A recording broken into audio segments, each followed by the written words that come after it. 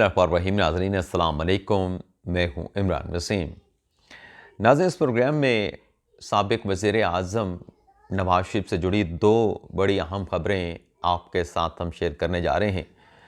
एक तो आपको ये बताएंगे कि नवाज़ शरीफ ने किस अहम शख्सियत को किस मामले पे झंडी कराई या फिर लाल झंडी दिखाई है, और दूसरा, नवाज शरीफ की पाकिस्तान वापसी हो गई 4 साल की खुद साख्ता जलावतनी के बाद।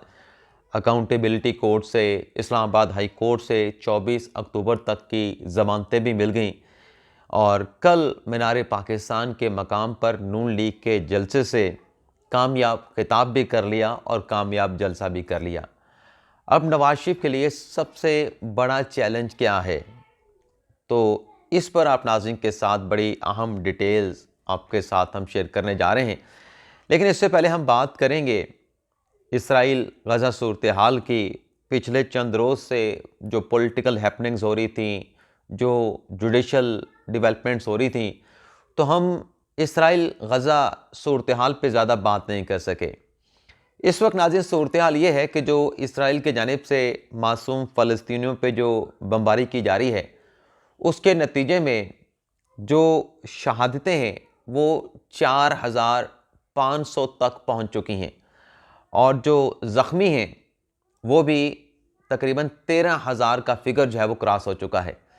एक तरफ इसराइल बमबारी कर रहा है बेरहमी से। इवन के नाज़रीन आप ये देखें कि जो मगरबी किनारे पर जो पनाह गुज़ीन मौजूद हैं, उन पे इसराइल ने हमला किया। चंद रोज़ पहले तो हॉस्पिटल पे हमला किया गया, जिसके नतीजे में 500 शहादतें हुई थी। अब वो जो पनाह गुज़ीनों का जो कैंप है मगरबी किनारे पे, गज़ा के मगरबी किनारे पे, उस पे इसराइल की तरफ से मिज़ाइल हमला किया गया है, जिसके नतीजे में 13 मासूम जो फ़लस्तीनी हैं वो शहीद हो गए हैं। और दूसरी तरफ अमेरिका दुनिया को दिखाने के लिए ये मुतालबा कर रहा है कि जो रफ़ा क्रॉसिंग है गज़ा के लोगों की फलाह बहबूद के लिए उसे हर हाल में खुला रखा जाए। तो 20 इमदादी जो ट्रक हैं इमदाद के, वो उस रफ़ा क्रॉसिंग के ज़रिए गज़ा के अंदर दाखिल कर दिए गए हैं। लेकिन आप ये देखेंगे तज़ादात जो बयानात का है या जो एहसास का है, एक तरफ उनके ऊपर इसराइल बमबारी कर रहा है और दूसरी तरफ अमेरिका ये कहता है कि रफ़ा क्रॉसिंग को खुला रखें, और साथ में अमेरिका की तरफ से जो अपना जदीद मिज़ाइल डिफेंस सिस्टम है वो भी इसराइल को देने के लिए, इसराइल के दिफा के लिए उसे मशरिक़ वस्ता भिजवा दिया गया है। अब जैसे कि मैंने आपके साथ फिगर शेयर किए कि 43,000 से 4300 को क्रॉस कर चुकी हैं जो शहादतें हैं गज़ा में। तो इसमें एक नाज़रीन नामवर मारूफ यूट्यूबर थे, बच्चा था 12 साल का, और अभी इसराइल की जारिये से कुछ अर्सा पहले उसने अपना वीलॉग करना, गेमिंग वीलॉग करना शुरू किया था। गेमिंग वीडियो वो जो है वो अपना यूट्यूब के ऊपर शेयर करता था, और कुछ ही अरसे में जो उसके सब्सक्राइबर थे वो हज़ारों की तादाद में हो गए थे। तो अभी जो बमबारी इसराइल कर रहा है, उस बमबारी में वो बेचारा 12 साल का यूट्यूबर बच्चा जो है उसने भी जाम शहादत नोश किया है। तो ये एक अफसोसनाक ख़बर, मतलब इसमें जितनी भी हलाकतें जो 4300 4400 हो चुकी हैं, इसमें बच्चों का बहुत बड़ा पोर्शन है और ख़वातीन भी हैं, साफ़ी भी हैं। बहरहाल सऊदी अरब ने जो जबरी बेदखली है फ़लस्तीनियों की गज़ा से, उसकी मज़म्मत और इसको जबरी बेदखली को मुस्तरद कर दिया है। लेकिन बात यह है कि जो कुछ भी हो रहा है, जो भी कोशिशें हो रही हैं, इन कोशिशों के नतीजे में अभी तक तो ये नज़र आ रहा है कि जो मासूम फ़लस्तीनी हैं उनकी जानें निशाना बन रही हैं। उनका कोई पुरसाने हाल नहीं, उन्हें उनके ज़मीनों से बेदखल किया जा रहा है, वो अपने प्यारों को खो रहे हैं, पूरे ख़ानदान शहीद हो रहे हैं। देखें यह मामला कब जाके सेटल होता है, लेकिन अगर ये सेटल हो भी गया फॉर द टाइम बीइंग, लेकिन बात वही है कि अगर मुस्तकिल इसका हल कराना है तो अक़वाम मुत्तहिदा की करारदादों के मुताबिक जो खुद मुख्तार फ़लस्तीन रियासत का क़याम है, उसके बगैर अमन नहीं हो सकता। अब आ जाते हैं नवाज शरीफ की खबर पे। सबसे पहले तो नाज़रीन, जो मैंने थंबनेल पे लिखा कि नवाज शरीफ ने अहम शख्सियत को झंडी करा दी, जब नवाज शरीफ पाकिस्तान वापस नहीं आए थे और लंदन से सऊदी अरब से जो है वो दुबई पहुंच चुके थे, तो वहाँ पे उनकी बिजनेस टाइकून मलिक रियाज हुसैन के साथ मुलाकात हुई थी। इस मुलाकात को भी सवालिया नज़रों से देखा जा रहा था कि एक तरफ तो मलिक रियाज हुसैन का सुप्रीम कोर्ट में केस पेंडिंग पड़ा है और काजी फायसा ने उसको 190 मिलियन पाउंड के मामले पर नोटिस जारी कर दिया है। अच्छा नाज़िम, वैसे जो 190 मिलियन पाउंड के मामले पे जो सुप्रीम कोर्ट ने नोटिस किया है, इसमें एक बहुत बड़ी डेवलपमेंट हुई है, बहुत बड़ी खबर है जो अगले वीडियो में, बल्कि दो बड़ी अहम खबरें हैं। यानी इस मामले में अब दो अहम शख्सियात कटहरे में आ गई हैं, उनके गिर्द घेरा तंग हो गया है। एक इमरान खान साहब हैं और दूसरी एक और बड़ी शख्सियत हैं। और डेवलपमेंट क्या हुई है इसकी बात करते हुए मेरे जहन में आ गया, तो इसकी डिटेल फिर अगले व्लॉग में आपके साथ हम शेयर करेंगे। तो मलिक रियाज हुसैन साहब गए थे और एक तरफ ये सुप्रीम कोर्ट में मामला था, नोटिस हो चुका था, तो उस पर ये कहा गया कि गालिबन कोई नवाज शरीफ को इजाज़त लेके गए, नवाज शरीफ ने बुलाया होगा इन्वेस्टमेंट के लिए या पॉलिटिकल कैंपेन के लिए, क्योंकि इमरान खान साहब तो अपने जलसों के हवाले से या इधर उधर जाने के हवाले से मलिक रियाज हुसैन का जहाज़, उसकी इलेक्शन कैंपेन की उनको जिम्मेदारियां सौंपना, ये कर दो फलां कर दो, खान साहब ऐसी फरमाइशें किया करते थे। लेकिन ये जो मुलाकात थी इससे भी बड़ी मशकूक नज़रों से देखा गया, सवालिया जो है वो नज़रों से देखा गया। तो इस पर हसन अयूब साहब ने कल असद तूर साहब के व्लॉग में बता दिया है कि ये मलिक रियाज हुसैन साहब की ख्वाहिश थी और गालिबन मौजूदा हालात में जो उनके लिए घेरा तंग हो रहा है, उस तनाज़ुर में वो आए थे कोई नवाज शरीफ के ज़रिए कोई रिलीफ हासिल कर सकें। तो नवाज शरीफ ने उनको किसी किस्म की यकीन दहानी या कोई सपोर्ट देने से या हमायत का ऐलान करने से इनकार कर दिया कि मैं आपकी क्या सपोर्ट कर सकता हूँ, जब आपका मामला सुप्रीम कोर्ट में है और चीफ जस्टिस उस केस को सुन रहा है, तो आपके साथ हम क्या कर सकते हैं, आप जाने अदालत जाने। तो ये साफ इनकार उनको हो गया। और वैसे भी कल नवाज शरीफ वज़ीर आज़म के वहाँ पे नारे लगते रहे, तो शायद मलिक रियाज हुसैन भी यही समझ रहे थे कि आने वाले वज़ीर आज़म हैं, मुस्तकबिल के फ्यूचर प्राइम मिनिस्टर हैं, तो उनसे जाके मामलात को सीधा किया जाए। माजी में तो वो इमरान खान साहब के साथ थे और अब ज़ाहिर सी बात है कि मलिक रियाज हुसैन का ये खासा है कि जो भी चढ़ता सूरज होता है उसके साथ भी मलिक रियाज हुसैन के ताल्लुकात होते हैं। आप देखना कि पहले गिलानी के बाद फिर इमरान खान और अब फिर नवाज शरीफ, और माजी में नवाज शरीफ की हुकूमत के दौर में शहबाज शरीफ के साथ भी अच्छे ताल्लुकात है। तो यहाँ पे तो इनकार हो गया। बात कर लेते हैं कि चैलेंज, सबसे बड़ा चैलेंज नवाज शरीफ को पाकिस्तान वापसी के बाद क्या दरपेश है। एक तो नाज़रीन जो कल जलसा भी हो गया, ज़मानतें भी हो गई, 24 अक्टूबर को नवाज शरीफ ने पेश भी होना है और उस जो रिवाइवल की एप्लीकेशन है एवन फील्ड और अजीज़िया रेफरेंसेस या अपीलों के हवाले से उसकी दरख्वास्त भी तैयार हो चुकी है। तो सबसे बड़ा जो चैलेंज है वो ये है नाजरीन कि क्या नवाज शरीफ जो हैं वो काबिल कबूल हैं, क्योंकि इस वक्त तो जो काबिल कबूल शख्सियत नज़र आती हैं, जो कल शहबाज शरीफ साहब नारे लगवा रहे थे कायदे पाकिस्तान, मुदब्बरे पाकिस्तान, और वज़ीर आज़म नवाज शरीफ, वो नारे तो चले वो लगवा रहे थे, लेकिन काबिल कबूल तो इस वक्त सिर्फ शहबाज शरीफ नज़र आ रहे हैं। नो डाउट कि नवाज शरीफ की तकरीर बड़ी अच्छी थी, लेकिन बात यह है कि इस वक्त भी नवाज शरीफ को काबिल कबूल होने के लिए बहुत सारी रुकावटों को अबूर करना है, बहुत सारे चैलेंजेस का उनको सामने। लेकिन सबसे बड़ा चैलेंज जो है वो नवाज शरीफ के लिए वो उनके मुकदमात हैं, वो उनके केसेस हैं जो अदालतों में पेंडिंग पड़े हैं। अब 24 अक्टूबर को ये अपीलें भी बहाल हो जाएंगी, लेकिन बात यह है कि इलेक्शन का बिगल बजने वाला है। सुप्रीम कोर्ट ने इस मामले का नोटिस भी ले रखा है, दरख्वास्त है आबिद ज़ुबैरी साहब की, वो कल इसके ऊपर अपने काजी फायसा साहब का बेंच समाअत करने जा रहा है। लेकिन बात यह है कि क्या इलेक्शन का शेड्यूल ऐलान होने से पहले पहले जो केसेस हाई कोर्ट में पेंडिंग पड़े हैं नवाज शरीफ के, एक अल-अज़ीज़िया का है, एक एवन फील्ड का है, क्या ये केसेस डिसाइड हो जाएंगे, क्या इनमें जो सज़ा है वो सस्पेंड हो जाएगी, और अगर सज़ा सस्पेंड हो भी जाए तो नाहली तो बरकरार रहेगी, नाहली तो ख़त्म नहीं हो सकती। अगर हम बात करते हैं कि इमरान खान की सज़ा सस्पेंड हो गई, नाहली ख़त्म नहीं हुई, तो अगर नवाज शरीफ की सज़ा सस्पेंड हो जाए तो नाहली तो कंटिन्यू करेगी साथ साथ। तो बात यह है कि ये कितने अरसों में ये अपीलें डिसाइड होंगी और क्या ये अपीलें डिसाइड नवाज शरीफ के हक़ में होंगी। अगर हक़ में हुआ तो फिर नवाज शरीफ भी काबिल कबूल हो जाएंगे इलेक्शन के प्रोसेस के लिए, लेकिन अगर ना हुए तो फिर ना चाहते हुए या चाहते हुए नवाज शरीफ साहब को अपने भाई शहबाज शरीफ को ही आगे करना पड़ेगा। इसके अलावा जो वैसे नाज़रीन एक और चीज़ भी है, कल जब एयरपोर्ट पे नवाज शरीफ साहब मौजूद थे, वहाँ पे नादरा के ज़रिए उनकी वो बायोमेट्रिक वेरिफिकेशन की जा रही थी, उस पर बहुत ज़्यादा सवालात किए गए, बड़े क्वेश्चन रेज किए गए कि ये नादरा वहाँ पे क्यों चला गया। तो इस पे नाज़रीन आजकल बहुत सारे प्राइवेट बायोमेट्रिक वेरिफिकेशन के आउटलेट आ चुके हैं। आप अपनी गाड़ियों की सेल परचेज़ के लिए आपने देखा होगा कि आप या किसी और मकसद के लिए भी आप एक छोटी सी शॉप पे जाते हैं, वो कोई नादरा का दफ्तर नहीं होता लेकिन एक फ्रेंचाइज नादरा ने दे रखी है, वहाँ पे जाके आप अपनी बायोमेट्रिक वेरिफिकेशन करवा लेते हैं।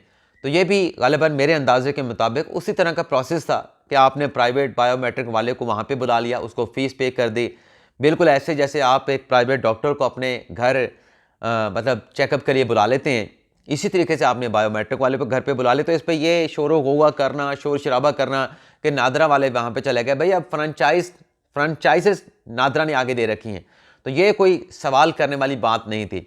इसके अलावा नाज़रीन अब जो दूसरा जो चैलेंज नवाज शरीफ को दरपेश होगा वो होगा अवाम का एतमाद हासिल करना।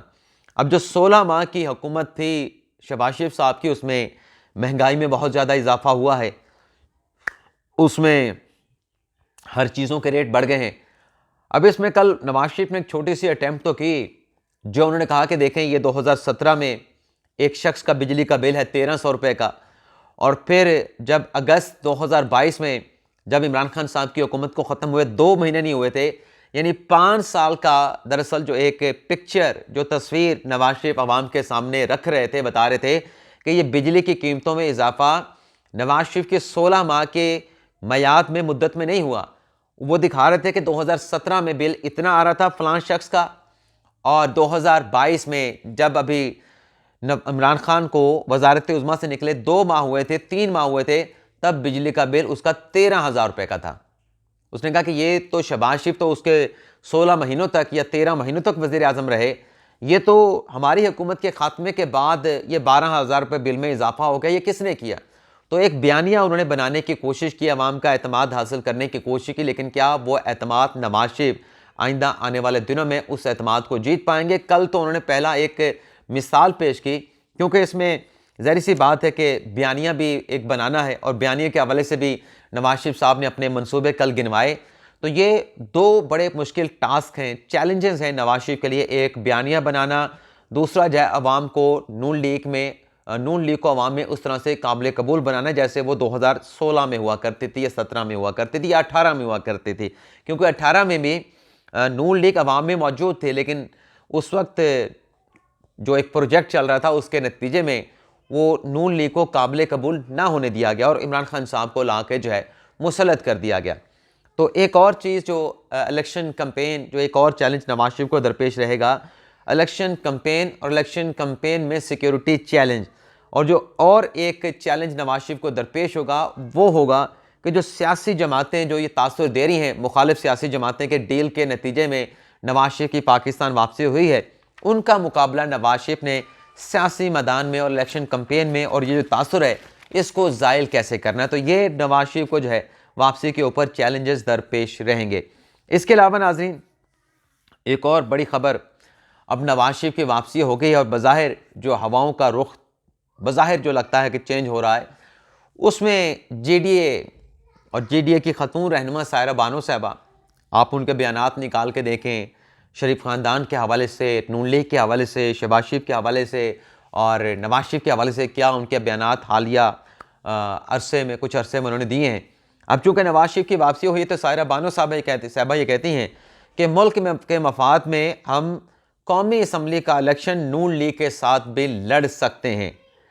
एक दूसरे को घसीटने वाले और पेट फाड़ने वाले अगर साथ चल सकते हैं, साथ बैठ सकते हैं, तो हम उनके साथ क्यों नहीं चल सकते, हम उनके साथ इलेक्शन क्यों नहीं लड़ सकते। तो ये एक तब्दीली लगता है कि नज़र आ रही है। इसके साथ साथ नाज़रीन शेख रशीद साहब, उन्होंने बाकायदा तौर पे अपनी कैंपेन का ऐलान कर दिया है। शेख रशीद साहब ने किस कैंपेन का ऐलान किया नाज़रीन, मैं आपको उनकी ज़बानी जो तहरीर है मैं आपको सुना देता हूँ और फिर इस पर मुख्तसर सा एनालिसिस भी कर लेंगे। मैं सारी कौम का, अपनी माओ बेटियों का मशकूर हूँ जिनकी दुआओं से कमोबेश 40 रोज़ा चिल्ले के बाद मुझे रिहाई नसीब हुई। मुझे मालूम है कि मैंने ये चिल्ला किस जगह, मुझे नहीं मालूम कि मैंने चिल्ला किस जगह पे काटा, लेकिन मुझे चिल्ले के दौरान किसी किस्म की कोई तकलीफ़ नहीं पहुँचाई गई। अब मैं ज़िंदगी का मिशन इन तमाम लोगों को जो रुपोश हैं या छुपे हुए हैं, जिनसे 9 मई की गलती सरजद हुई है या जो गुनाह जेलों में हैं, बेगुनाह जिलों में हैं, उनको आम माफ़ी दिलाना है। सारी कौम इस पुरअमन मिशन में मेरे ट्विटर पर मेरा साथ है। मैंने कभी भी अपने ट्विटर की अपील नहीं की, ट्विटर से अपील नहीं की, लेकिन आज पहली मर्तबा अपने ट्विटर से अपील कर रहा हूँ कि 9 मई की गलती जिन लोगों से सरजद हुई है उनकी आम माफ़ी की अपील के मिशन पर मेरा साथ दें। कल से मैं इस मिशन के लिए अपनी शुरुआत का आगाज़ कर रहा हूँ। अब शुरुआत आगाज़ दोनों एक ही चीज़ है, मतलब सीधा कहें कि मैं अपने मिशन का आगाज़ कर रहा हूँ। कौम की दुआओं की ज़रूरत है, इंशाल्लाह कामयाबी हमारा मुकद्दर बनेगी और इंशाल्लाह हमारी माओं बहनों बेटियों की दुआओं के सदके इस मिशन में ज़रूर सुरखरू होगा। चलें, ये शेख साहब का मिशन है। नाज़रीन, मुज़म्मिल असलम साहब वो लगता है कि बहक गए हैं, या फिर उनका मकसद एक ही है कि बात जो भी हो उन्हें उससे कीड़ा ही निकालना है। अब कल हमारी एक खातून साफ़ी हैं, नौशीन साहिबा, बड़ी डेडिकेटेड हैं, उन्होंने एक ट्वीट किया। उस ट्वीट पहले देख लें उन्होंने क्या किया। नौशीन यूसुफ ने, ये उनका है ट्वीट, मैं आपको पढ़ देता हूँ। सिर्फ जियो न्यूज़ पे 1,65,000 अफराद नवाज शरीफ की तकरीर को देख रहे हैं। अब इस पे जनाब फिर मुज़म्मिल असलम साहब ने लिखा, क्या ये जलसा 7 महीने पहले रिकॉर्ड हुआ था? अब इसमें मामला यह है कि जो तस्वीर लगाई नौशीन ने, उस पर यह लिखा हुआ था कि जो लाइव स्ट्रीमिंग चल रही थी 7 मंथ एगो। अब ज़ाहिर सी बात है कि आप मईशत दान हैं, माशी माहिर हैं, तो आप मईशत की बात करें तो ज़्यादा बेहतर है। वैसे तो मईशत की बातें जो उन्होंने की और मईशत का बेड़ा खुद उन्होंने इमरान खान साहब की हुकूमत में जो गर्क किया वो भी सबके सामने है। लेकिन चले अगर आप टेक्नोलॉजी पे बात करने चले हैं या सोशल मीडिया पे बात करने चले हैं तो फिर थोड़ी सी रिसर्च कर लें, थोड़ी सी तहकीक कर लें, बजाय एक आप किसी के ऊपर इस किस्म के कमेंट पास करें कि ये 7 महीने पहले क्या जलसा हुआ था। तो ये मैं आपको कुछ चीज़ें दिखाने जा रहा हूँ। ये आप देखें जी, अभी भी जो जियो के ट्रांसमिशन पे आप जाएंगे, आप जाके चेक कर लें, अभी भी जियो के ट्रांसमिशन पे 12,000 लोग देख रहे हैं और ये ट्रांसमिशन 7 माह पहले शुरू हुई थी। 7 माह पहले शुरू हुई थी। अब लोग सवाल करेंगे यार ये 7 माह पहले क्यों शुरू हुई थी? भाई 7 माह उन्होंने लाइव पहले शुरू की थी ट्रांसमिशन, आज तक वो ट्रांसमिशन चल रही है। तो चलें छोड़ दें आप, आपको एयर न्यूज़ ये पसंद नहीं जियो, तो आप एयरवाई देख लें। एयरवाई पे 8,500 लोग देख रहे हैं इस वक्त जो ट्रांसमिशन चल रही है लाइव, और ये 1 साल पहले ट्रांसमिशन एयरवाई न्यूज़ की शुरू हुई थी। तो पहले तो इसको क्वेश्चन कर रहे हैं, क्योंकि जियो तो चलें एक गद्दार चैनल है, एयरवाई तो एक मुहब्बे वतन चैनल है पीटीआई के लिए, पीटीआई के चाहने वालों के लिए, खान साहब के साबिक वज़रा मुआमलीन ख़ुसूसी के लिए कि सब सच तो एयरवाई न्यूज़ बताता है। तो उस पर भी आज जो ट्रांसमिशन चल रही है वो 1 माह उस पर वो लिखा हुआ है। तो ये एक टेक्निकल चीज़ है। तो टेक्निकल चीज़ को या तो पहले समझ लें, कोई कमेंट करने से पहले उस तरीके से बस राय ज़नी देना शुरू ना कर दिया करें जिस तरह मईशत के ऊपर आप राय भी देते हैं और मईशत का बेड़ा गर्क कर भी गए थे। तो ये नाज़रीन हमारा वीडियो लॉग आपसे इजाज़त चाहते हैं। अल्लाह ताला हम सब का हमें नाज़ और अपनी दुआओं में याद रखिएगा। अल्लाह हाफ़िज़।